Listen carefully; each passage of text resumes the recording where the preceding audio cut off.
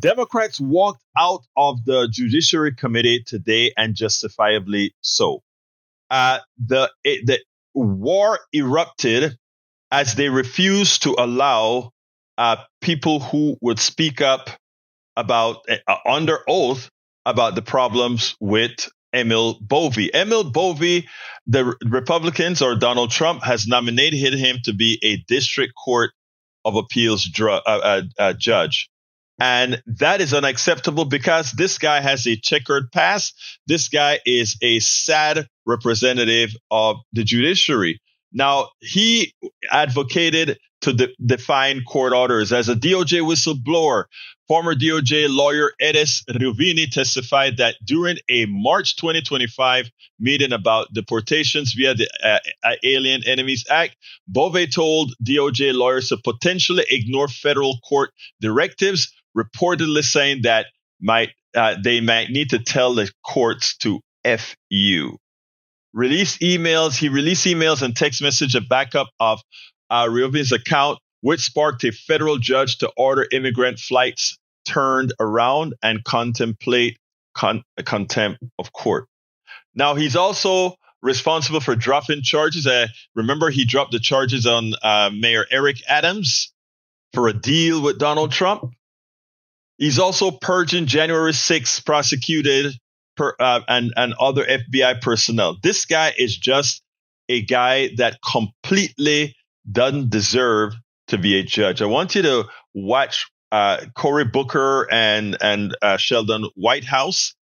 And then after they had their piece imploring that the Judiciary Committee allowed them to bring the case against Bove, and not following the rules, they went ahead anyway. But check out what Cory Booker had to say and what happened as these guys walked out.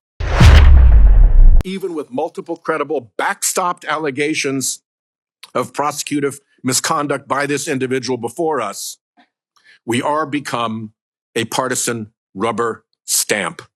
Neither the committee nor the judiciary is well served by our learned and servile helplessness. I yield back. I will now go to voting because we have competing markups and other committees and people have to leave here soon. We'll go to Bove's nomination. The clerk will call the roll. Mr. Chairman, point of personal privilege. Mr. Chairman.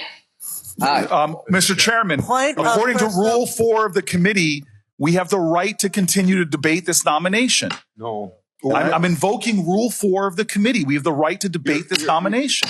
You're out of order. I'm seconding Senator Booker's demand for a vote on his request to hear from the whistleblower. Mr. Chairman, you should at least acknowledge my Rule 4 point of order. You're out of order. I don't understand this.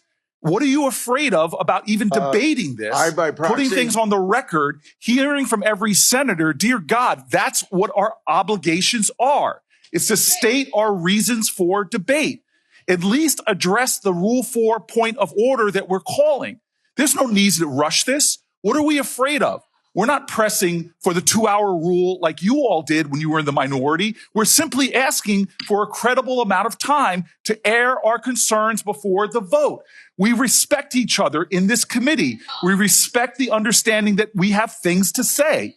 But yet we're doing this in a way that makes no sense to me. And it makes no sense to me because we're not trying to do things like force the committee to close or force a 2-hour rule. This is about understanding that people on this side have a responsibility to state their issues. Out of order? Mr. Sir, you could call me out of order because this is out of order. This undermines the basic decency of this committee. Yes, maybe overrule a Rule 4, but at least address the Rule 4 point of order that senators were elected to debate issues and debate nominees. This is absolutely insane. Hey, what is the rush?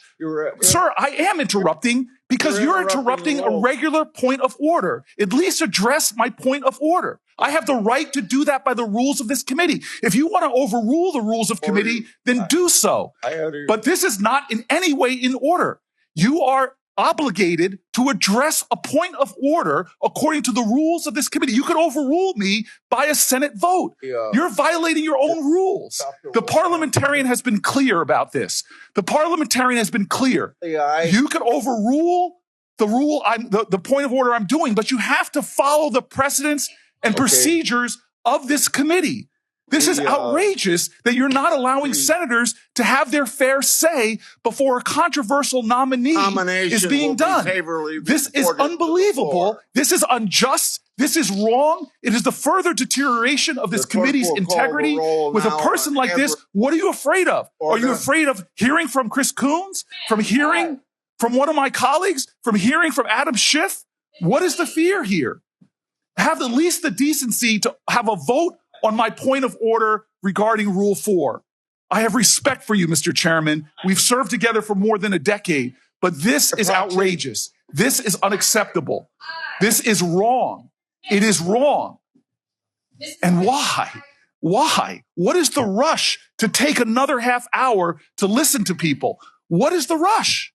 What are we afraid of, Mr. Chairman? What are we afraid of? I do not understand why senators can't debate a nominee as we've done when both sides have been in the majority to take the time. What is the thing that you are so afraid of from hearing from my Senate colleagues? This is a violation of the precedents of this committee.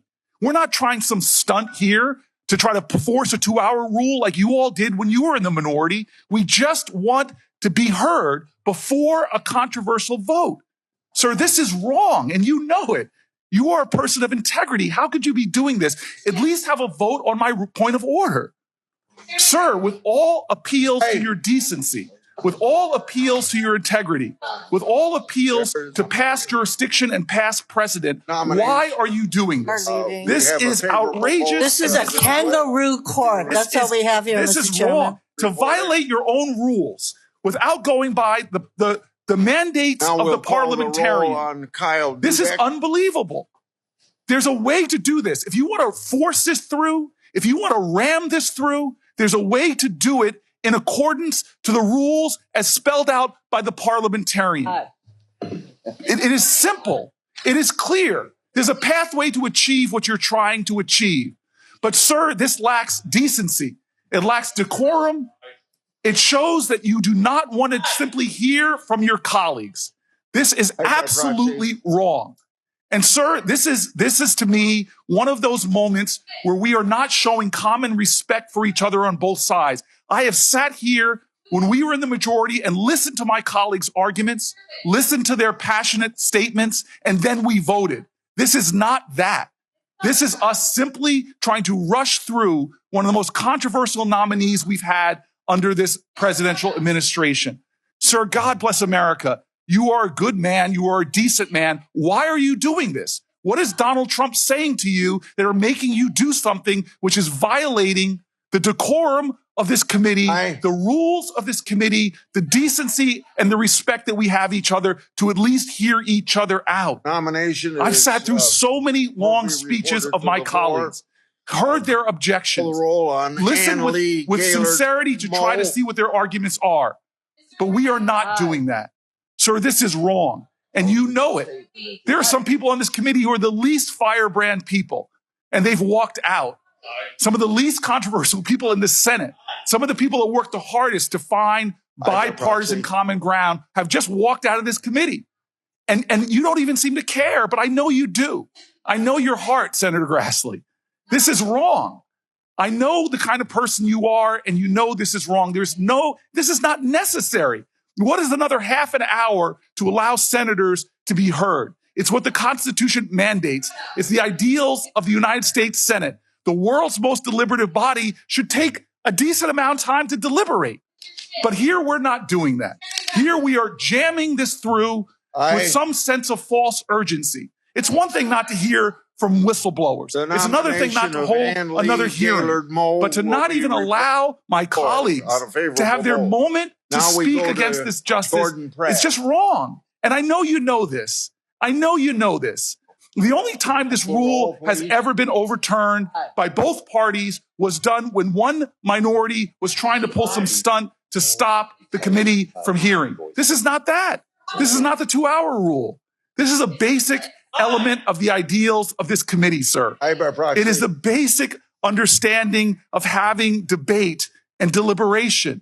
It's a basic understanding of we can listen to each other even if we disagree, that we should have time and space and a forum to listen. Sir, this is just wrong in every way. It is wrong in every single way. This is an abuse of power. It's an undermining of the well-being and the integrity of this Senate and this committee that I for so long, I've been so honored to be a part of. This is wrong, sir, and I join with my colleagues in leaving. This is a sham. Vote. This is wrong. We'll report. We're better than this. Now, let me tell you, folks, Cory Booker is likely the nicest senator out there. And I like the way he addressed Grassley. Grassley, you are a better man than that. But of course, you've been overtaken by Donald Trump. The cancer of Donald Trump is ever expanding, is ever metastasizing. And it has done so in every single one of Republicans who vote with him on policies that maim and hurt. And in this case, putting this judge on the circuit court, one that many believe if for some reason Trump were to get another judge to put on to the court, it would be Bove, because he's another sycophant that is willing not to abide by precedent, but to actually do as he pleases. This is why your vote matters, folks. This is why you should never, ever say, I'm sitting this one out. Because the damage that we have done our country between 2016 and 2020, and between 2020, or rather, and now 2025 and beyond, the recovery from this, many won't live through the recovery. It is painful. It is a shame that we have this. But again, we can mitigate this by standing up, doing what we have to do, talking to our people, talking to our friends, talking to our foes, and letting folks understand that this isn't a us against them. This is all of us against a plutocracy who pretty much seeds, SEEDS, hate and dissension. They seed the farm with hate and dissension. We cannot continue like this and remain a country. We have got to disregard the indoctrinated till we have the time to help them out of their stupor. But in the interim, it is imperative that we go ahead and break bread with everyone, and restore what this guy has destroyed, and then work towards who we say that we are, so that we can never have to say again, this is not who we are. Because right now, my dear brothers and sisters, this is who we are. We spend a lot of time deconstructing the news, trying to parse it into a form that everybody can understand. We try to find those little nitpicks where it flies above the fray, etc.